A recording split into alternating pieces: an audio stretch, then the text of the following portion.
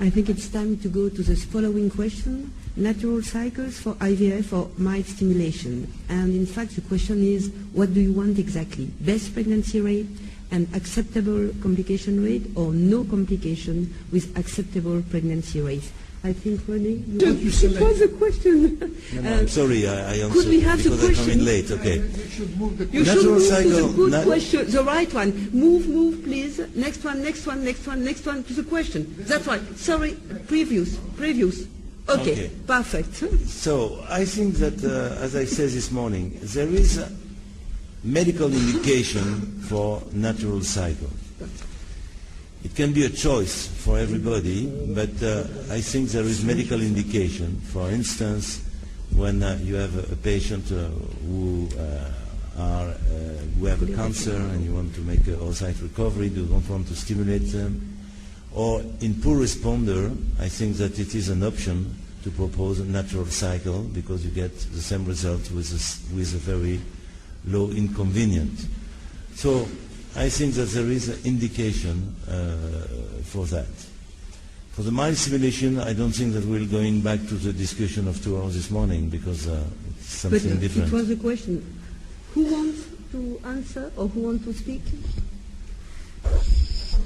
Maybe we should ask the audience, how many of you are using natural cycle at all in any part of the clinic? So very few, I guess it's less than 5%. How many of you use exclusively mild stimulation, which means they do not go over very small amount of, it's already taking the next question, I guess, because most of the people then are using conventional stimulation. How many of you using conventional stimulation? So I think the people have spoken and say their words, so that's why it is debatable and questionable where should we go with the stimulation. Mr. Daya, you want to speak?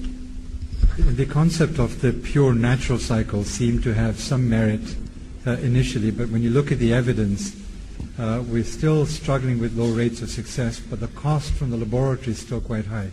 If you look at minimal stimulation, you will then improve the chance of success, but we still have the same problem with the costs in the lab.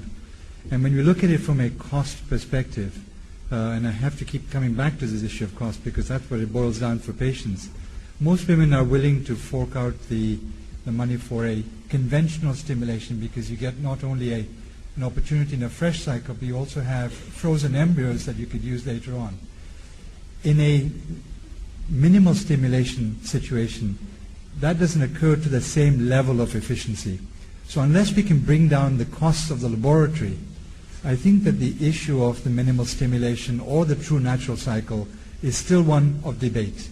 If we can bring those costs down, then I think it becomes a contest again that people will move to, especially those in areas where economics are a very significant problem. I mean, they're a problem everywhere, but even more significant if you can bring those costs down. Right now, our issue is big laboratory costs, and that's what we need to focus on.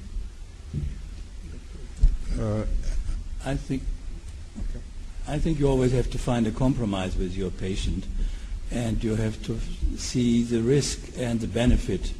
And I think the risk of mild ovarian stimulation is very low. The risk of OHSS and also the risk of multiples, you can transfer one embryo, freeze the others. So, but the benefit is high for the patient. Therefore, I would say if you want IVF, you should do a mild stimulation to get 5 or 7 oocytes. Is 7 a mild stimulation? Is 7 oocytes a mild stimulation? That's the question. 5 to 7. Oh, okay. in an 18-year-old, my dear. I will politely disagree with Professor Diedrich.